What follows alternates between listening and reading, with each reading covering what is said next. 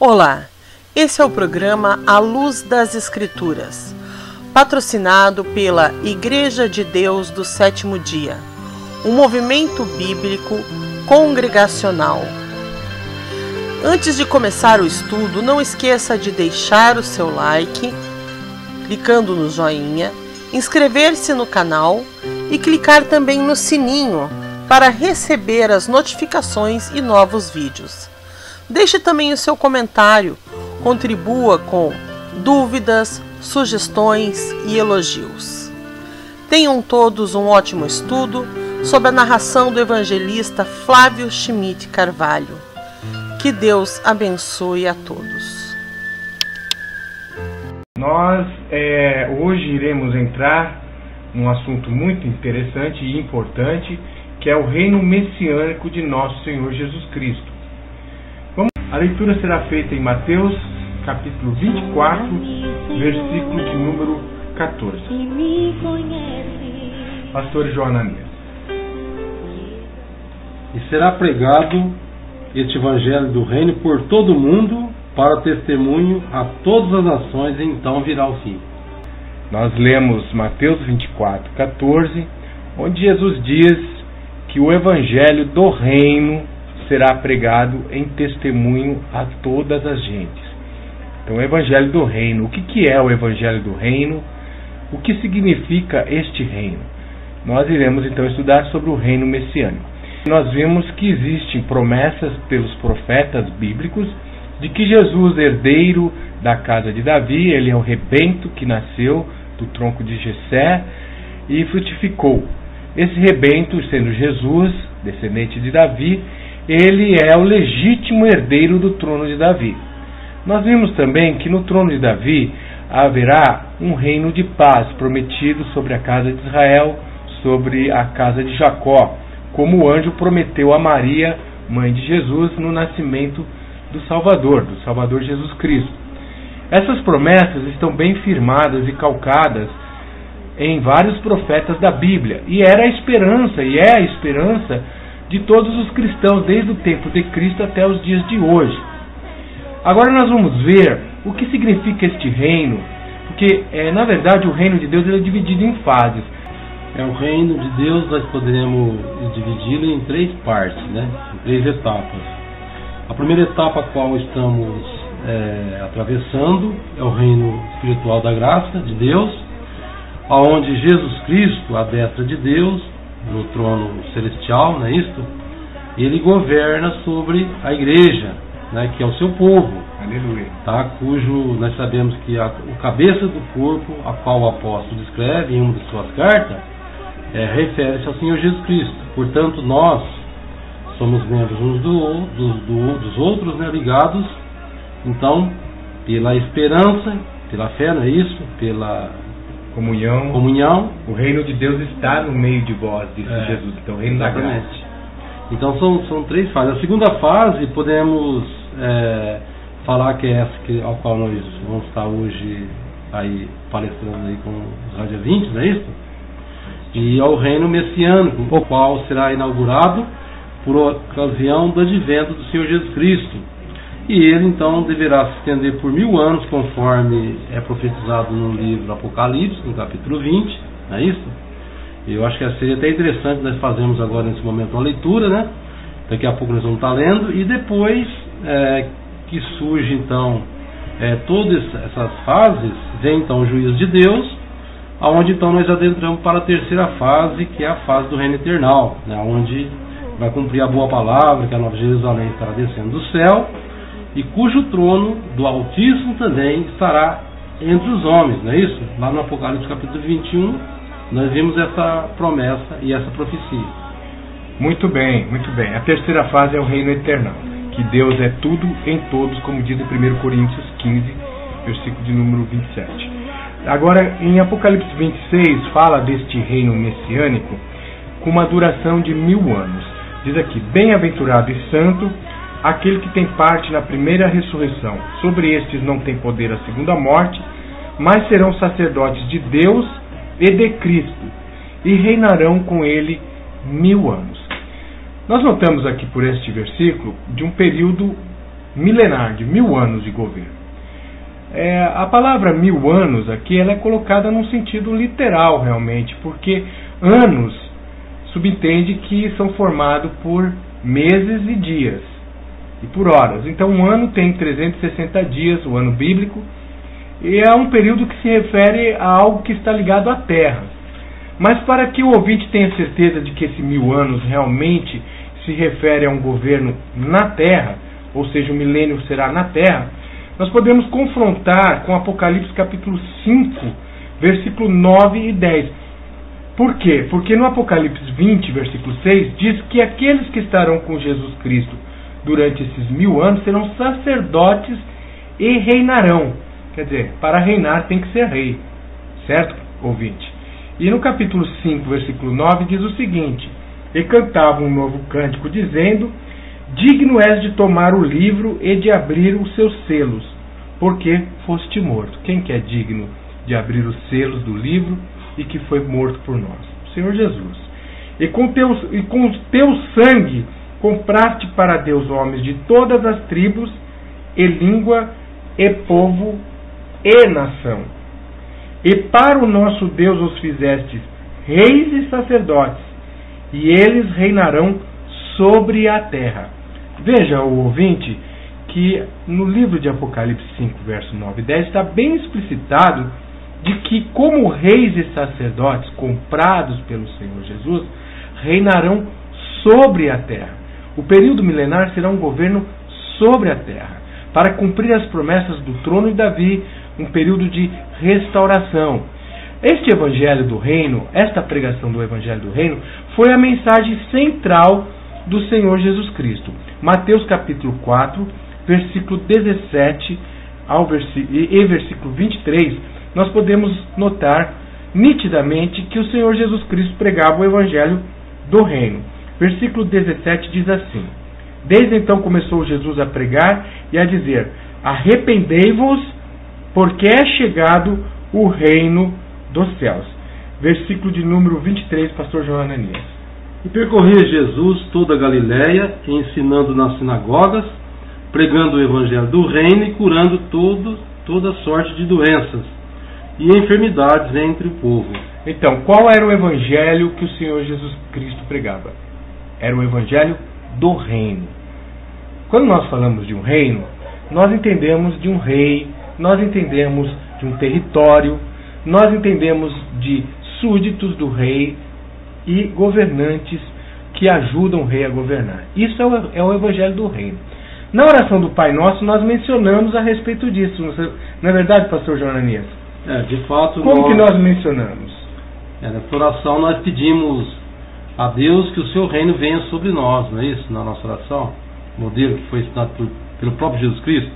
Nós pedimos então ao Pai que o seu reino venha a nós. E que a vontade dele seja feita na terra, assim como no céu. Então nós pedimos esse reino para vir para a terra. Esse reino. Certo? Nós não falamos, vamos ao teu reino, ou entendendo que vamos para lá. Mas nós falamos que lá, o que existe lá, venha para cá. Para cá, o reino de Deus. Você já percebeu isso, ouvinte? Que na oração do Pai Nosso você está invocando a vinda do reino de Deus para a terra?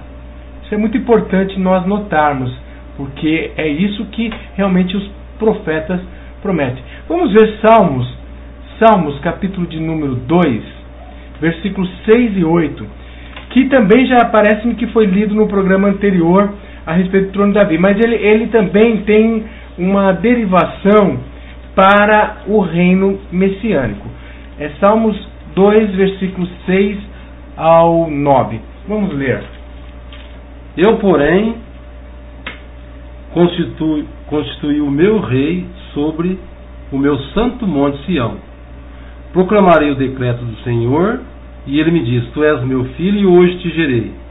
Pede-me, e eu te darei as nações por herança, e as extremidades da terra por tua possessão. Com vara de ferro as regerás, e as despedaçarás como um vaso de oleiro. Agora, pois, ó rei, sede prudente, deixai-vos advertir juízes da terra. Muito bem, olha lá. Deus ungiu sobre o monte de Sião, em Jerusalém, o seu ungido rei, para reinar. para governar. O governo de Cristo durante o milênio, como disse aí a profecia, será um governo com cetro de ferro. Será um governo rígido para a restauração de todas as coisas. As nações, elas irão aprender os ensinamentos do Senhor. Elas irão ser instruídas no caminho de Deus. Isso está no livro de Isaías, capítulo de número 2, versículo 1 até o versículo de número 4. Nós vamos ver aí o que diz a profecia do profeta Isaías para os últimos dias. Isaías, capítulo de número 2, versículo de número 1 ao 4. Visão que teve Isaías, filho de Amós, a respeito de Judá e de Jerusalém. E acontecerá nos últimos dias que se firmará o monte da casa do Senhor no cume dos montes. Montes aqui representando o reino, meus ouvintes. E se exalçará por cima dos outeiros, e concorrerão a ele todas as nações. E virão muitos povos, e dirão: vinde, subamos ao monte do Senhor, à casa do Deus de Jacó, para que nos ensine o que concerne aos seus caminhos, e andemos nas suas veredas, porque de Sião sairá a lei, e de Jerusalém a palavra do Senhor. E ele exercerá o seu juízo sobre as gentes, e repreenderá a muitos povos, e estes converterão as suas espadas em enxadões, e as suas lanças em foices. Não levantará espada nação contra nação, nem aprenderão mais a guerrear. Que maravilhoso, né, pastor João Ananias? De fato, isto é algo maravilhoso, né? A qual o povo de Deus, o servo de Deus, espera. Essas são as promessas do reino, o qual todos nós estamos aí granjeando, até por ocasião do cumprimento desta boa palavra. Muito bem. Uma coisa interessante que nós queríamos passar para todos os nossos ouvintes e irmãos também, veja que interessante, na ONU existe um monolito lá, que está escrito esse versículo aqui de Isaías capítulo 2, que as nações converterão suas espadas e lanças em arados e em enxadas, né, em material de agricultura. Isso está bem na sede da ONU nos Estados Unidos. E nós sabemos que a ONU, com todo o poder que ela tem, ela não conseguiu levar a cabo essa profecia. Quem realmente vai trazer paz e vai fazer com que as nações não mais guerreiem entre si, será o Salvador, o Senhor Jesus, porque ele nasceu para ser rei. Quando ele estava perante Pilatos, Pilatos perguntou: mas tu és rei? E ele disse: sim, para isso eu vim ao mundo, mas meu reino agora não é deste mundo. Quer dizer, no momento em que ele veio para oferecer seu sacrifício, ele ainda não estaria governando como rei em Jerusalém. Mas agora, ele disse na passagem lá de João capítulo 20, porém, quando Jesus voltar nas nuvens do céu, o livro de Apocalipse diz que ele será rei dos reis, senhor dos senhores. Isso é profetizado largamente pelos profetas. E essas profecias são incondicionais. Ou seja, elas irão se cumprir. Elas não dependem de nenhum fator, não dependem de nada. Elas vão se cumprir. Isaías capítulo de número 34, versículo de número 18 diz: buscai e lede o livro do Senhor, porque nenhuma destas coisas faltará ou falhará, porque a própria boca do Senhor ordenou, e o seu Espírito mesmo as ajuntará. Isso aí realmente é algo maravilhoso, né? E conforme o evangelista colocou, para ver como que era a esperança, né, do reino de Deus ser manifesto aqui na terra, né? A esperança em Jerusalém, a gente pode fazer uma leitura bíblica, né, para a nossa consideração no livro Evangelho de Lucas, capítulo 19. A gente pode fazer uma leitura do versículo 11 até o 19, não é isso? E também poderemos fazer depois uma comparação com Atos dos Apóstolos, capítulo 6, versículo 9. Para adiantar o assunto, a gente vai fazer a leitura aqui do versículo 11, né? E depois nós vamos para Atos dos Apóstolos, no capítulo 1 e o versículo 6 ao 9. 6 ao 9. Então, primeiramente, eu vou fazer a leitura em Lucas 19, 11. Assim diz a palavra de Deus. Ouvindo eles estas coisas, Jesus propôs uma parábola. Visto estar perto de Jerusalém, e lhes parecer que o reino de Deus havia de manifestar-se imediatamente. Então, olha que interessante. Eles viram Jesus perto de Jerusalém e estavam achando que naquele momento se manifestaria o reino de Deus. Por que será que eles vendo Jesus e crendo que ele era o Messias perto de Jerusalém, eles cuidavam que o reino de Deus se manifestaria? Nós já vimos isso porque os profetas profetizavam isso. Eles não estavam sabendo quando seria o tempo. Aí o Senhor Jesus prosseguiu na parábola. Vamos ver que parábola que o Senhor Jesus propôs. Versículo 12. E então certo homem nobre partiu para uma terra distante, com o fim de tomar posse de um reino e voltar. Chamou 10 servos seus, confiou-lhes 10 minas e disse: negociai até que eu volte. Então o próprio homem nobre aqui, se referindo ao próprio Senhor Jesus, ele partiria para uma terra remota. Jesus ascendeu-se aos céus, a fim de tomar posse de um reino, ou seja, os reinos dos céus seriam dados, todo o poder, a majestade dos reinos seriam outorgados ao Senhor Jesus. Você pode notar isso em Apocalipse 11, 18, né? e 11, 15, e também no livro de Daniel, 7, 14, que se achegou um como filho do homem na presença do ancião de dias, e foi-lhe dado domínio, a majestade e os reinos para que ele lhes obedecesse. Então Jesus tomou posse desse reino. Enquanto ele foi tomar posse desse reino, ou seja, ele ascendeu para o céu, ele deixou aqui os seus servos negociando os talentos. A igreja, ou seja, os servos de Deus receberam talentos para negociar, para estabelecer as bases deste reino, para que quando o Senhor voltasse a estabelecer esse reino, ele visse também o que cada um dos seus servos negociou.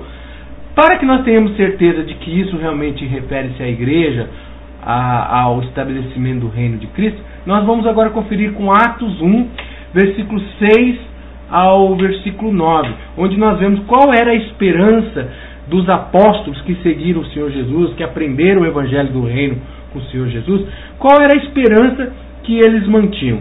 Vamos ler então, Atos 1, versículo 6 ao 8. Então os que estavam reunidos lhe perguntaram: Senhor, será este o tempo em que restaures o reino a Israel? E respondeu-lhes: Não vos compete conhecer tempos ou épocas que o Pai reservou pela sua exclusiva autoridade, mas recebereis poder ao descer sobre vós o Espírito Santo, e sereis minhas testemunhas tanto em Jerusalém como em toda a Judéia e Samaria e até aos confins da terra. Muito bem, ouvinte. Por essa passagem nós vemos a pergunta que os apóstolos, seguidores do Senhor Jesus, conhecedores dos profetas bíblicos, criados dentro da doutrina verdadeira, porque os primeiros cristãos, os 144 mil, comprados das 12 tribos de Israel, foi a primeira colheita, foram os primeiros eleitos, né? Eles não estavam contaminados com mulheres, nem com falsas doutrinas, nem com ensinamentos estranhos à palavra de Deus. Eles tinham uma fé pura.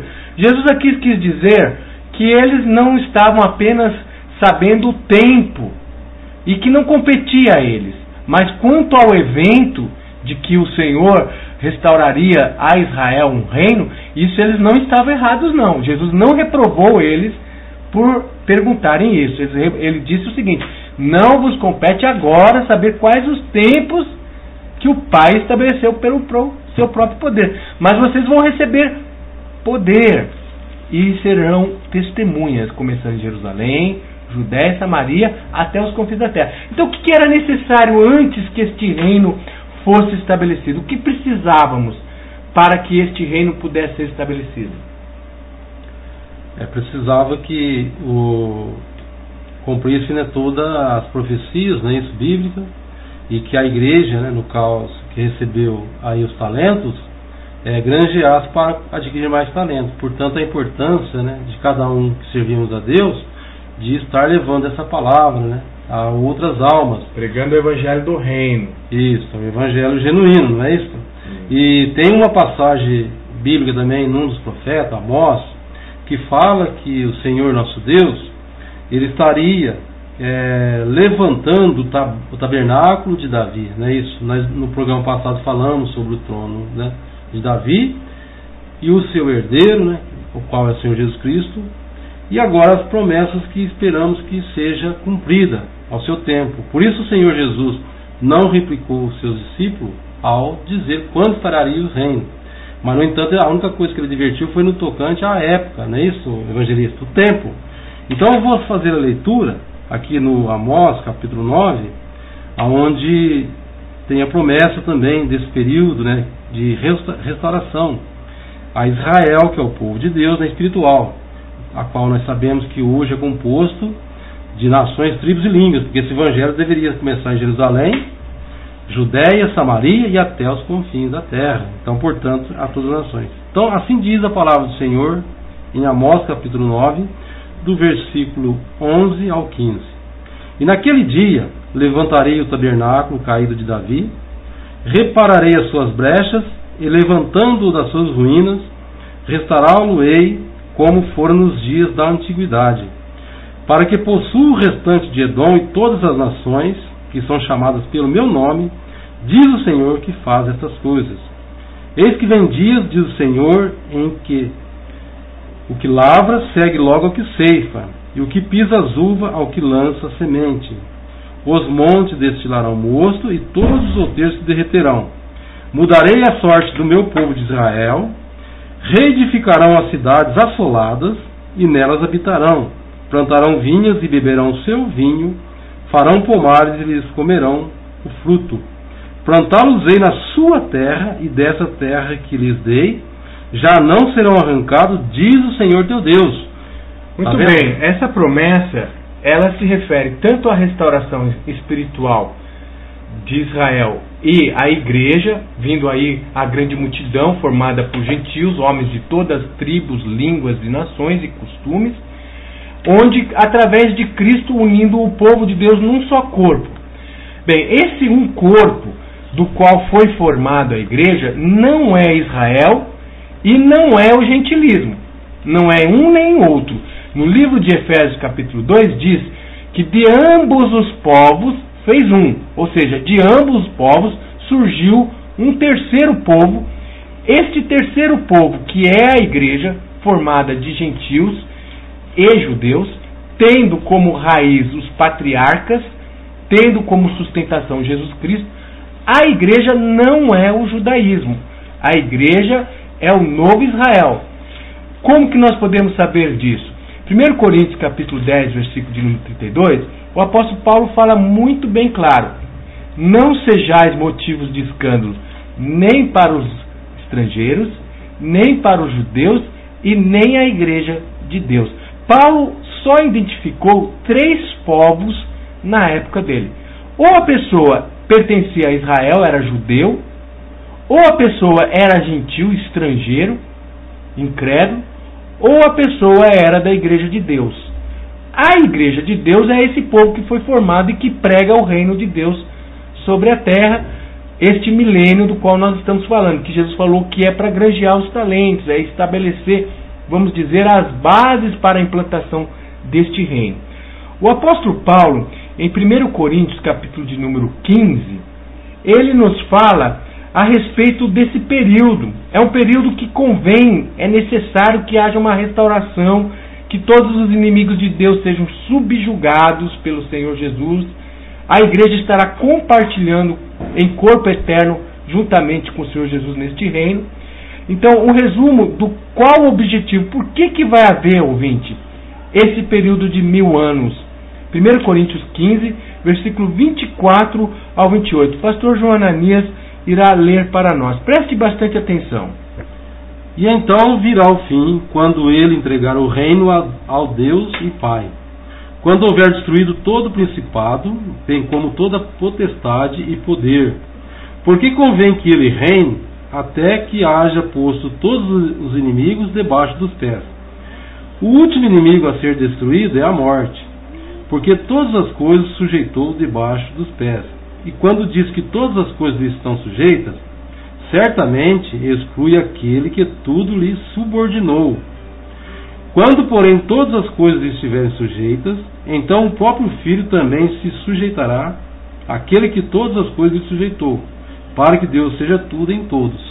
Então, para que Deus cumpra toda a obra dele, que o princípio da obra de Deus era um planeta em que habitasse a justiça, a paz, um planeta perfeito, um paraíso, ele então envia Jesus Cristo para que esse período de 1000 anos, todos os inimigos de Deus sejam subjugados, sendo que o último inimigo que vai ser subjugado e destruído é a morte. Nós vamos encontrar lá no livro de Apocalipse, capítulo 20, a morte sendo destruída no lago de fogo.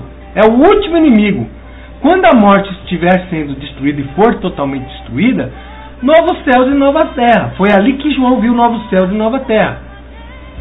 Aí que a Nova Jerusalém desce. Não existe, nós não encontramos a Nova Jerusalém vindo para a terra antes de ser destruída a morte, o último inimigo, como Paulo diz. A Nova Jerusalém só vem para a terra depois que o último inimigo for destruído. Salmo 110, versículo 1 diz: diz o Senhor ao meu Senhor, assenta-te à minha direita, até que ponha por estrado de teus pés todos os teus inimigos. Então o Senhor lhe enviará o seu cetro desde Sião, dizendo: domina no meio dos teus inimigos. Salmo 110, 1, 2 está falando exatamente dessa promessa em que o Messias prometido, cheio de autoridade e poder dado por Deus, ele vai governar com vara de ferro juntamente com a igreja. E nós iremos participar desse governo, vamos governar os restantes das nações, nós vamos provar que no milênio, viu, pastor João Ananias? Muitas pessoas creem que não vai ficar nem raiz nem ramo aqui na terra, que não vai ficar nenhuma flor, nenhuma árvore, nenhuma plantinha sequer de pé quando ocorrer o reino. Será que é exatamente isso que o profeta Malaquias quis dizer? Raiz e ramo literais que não vai ficar? Ou seria outra coisa? Pastor João Ananias, o que o pastor pode comentar sobre Malaquias 4, que diz que nem raiz nem ramo ficará? O que ali explica realmente de fato? Olha, ali o profeta de Deus, ele refere-se às iniquidades, né, aos pecados, né, ao ímpio, porque nós sabemos que a morte, ela é o salário, não é isso, justo do pecado, porque todos, né, na semelhança de Adão pecaram, e por isso então veio, né, aí a morte como salário. Mas graças a Deus, né, que nos deu a vitória por intermédio do Senhor Jesus Cristo. E sabemos que agora o dom gratuito da vida é o Senhor Jesus Cristo. Então quando ali refere-se a ramos e raízes, da semente má, não é isso, do poder maligno, e isso não vai ficar mesmo na terra, vai ser desarraigado.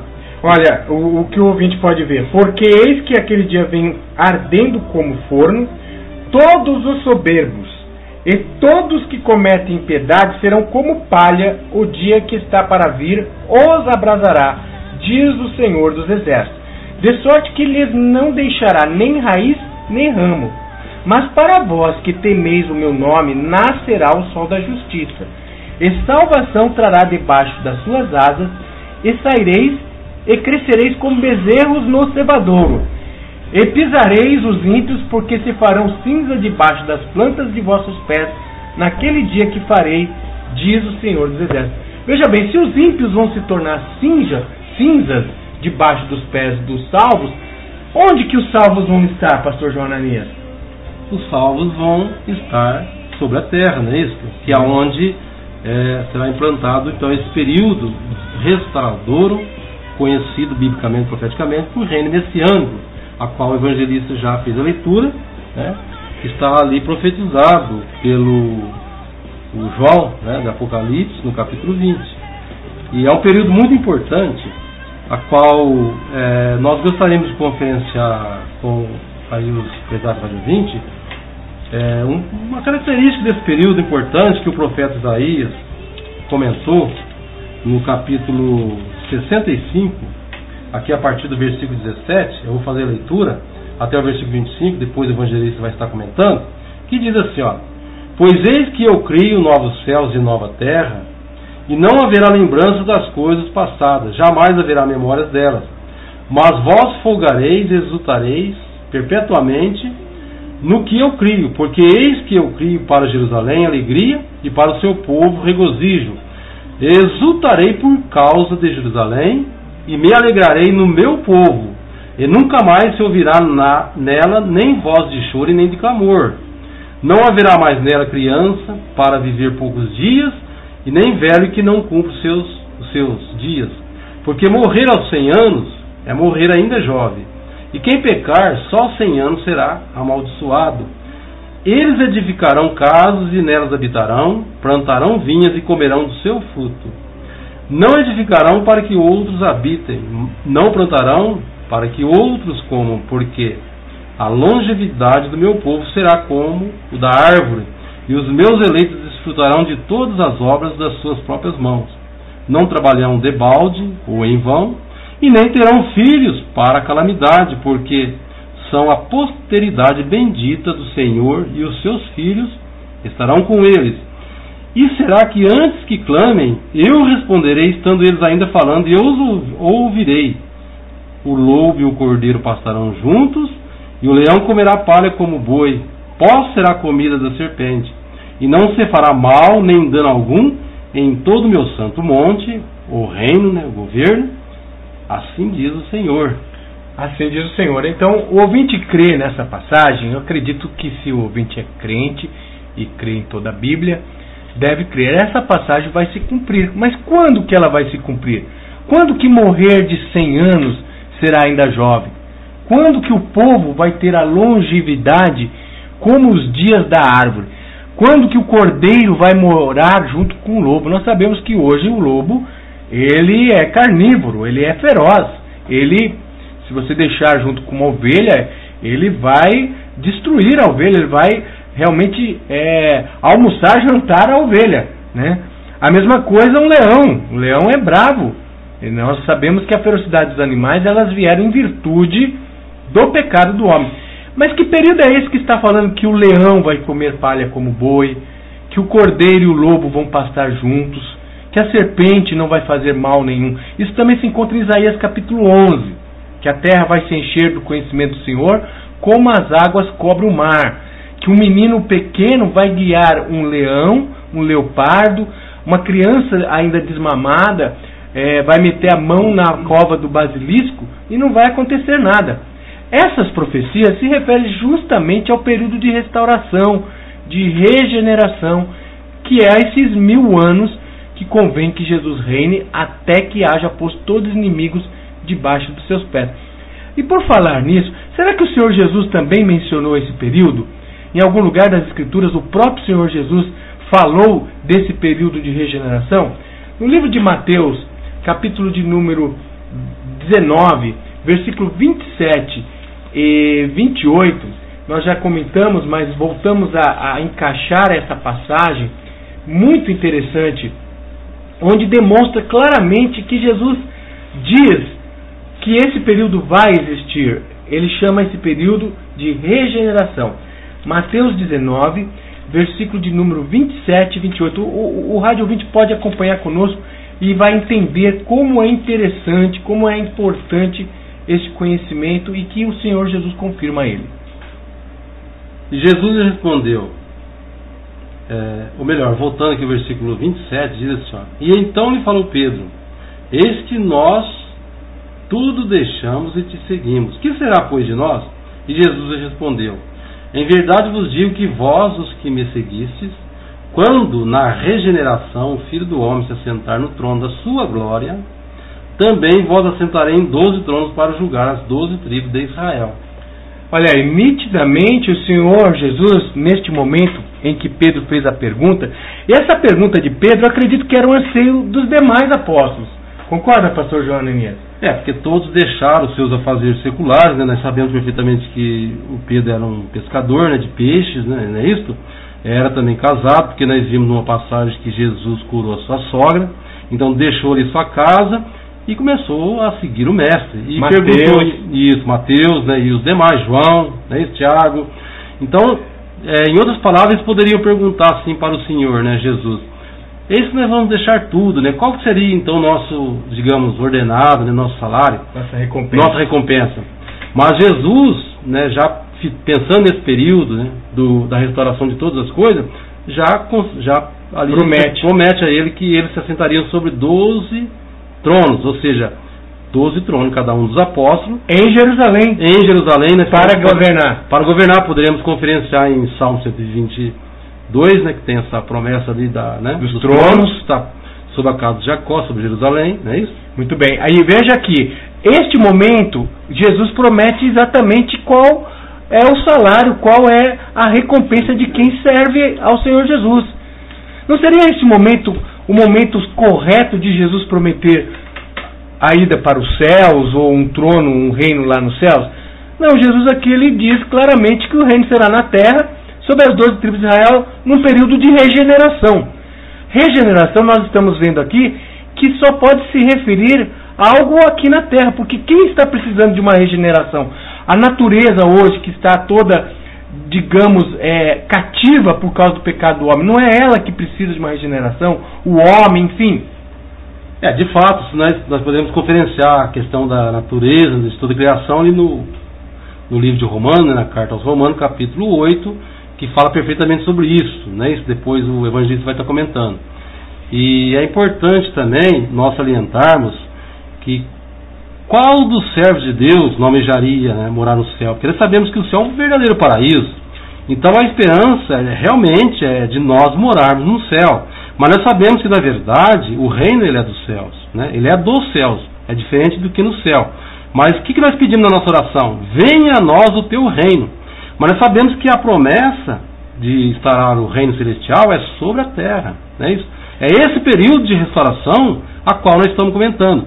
Período este que não é só o homem, até a criação anseia. O evangelista vai fazer a leitura aqui em Romanos 8 e comentar, e vamos botar bem atenção que até a criação ficou sujeito devido, né, aí ao pecado do homem. O pastor Jonanias ele quis dizer em outras palavras, trocando em miúdos, que nós não vamos até os céus, lá no trono de Deus.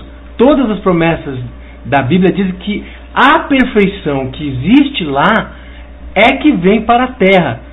É isso que vai nos revestir aqui na terra.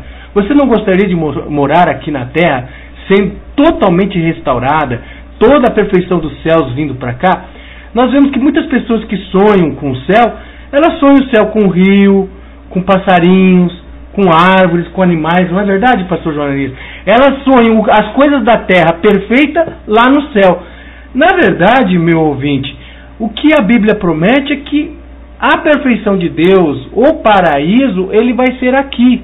Nós aguardamos novos céus e nova terra em que habite a justiça, disse Pedro na sua epístola. Agora, no livro de Romanos, olha o que diz aqui sobre a questão da natureza, né? Romanos 8, versículo de número 18. Porque para mim tenho por certo que o sofrimento do tempo presente não pode ser comparado com a glória a ser revelada em nós. A ardente expectativa da criação aguarda a revelação dos filhos de Deus. Pois a criação está sujeita à vaidade, não voluntariamente, mas por causa daquele que a sujeitou, na esperança de que a própria criação será redimida do cativeiro da corrupção, para a liberdade da glória dos filhos de Deus. Porque sabemos que toda a criação, a um só tempo, geme e suporta angústias até agora. Então nós vemos que a natureza hoje está sofrendo e ficou sujeita por causa do pecado, por causa da desobediência do homem. Mas a mesma natureza, está profetizando aqui, está esperando a liberdade ou a libertação dos filhos de Deus, que vai ser o dia que Jesus vai vir nos céus com trombeta de Deus.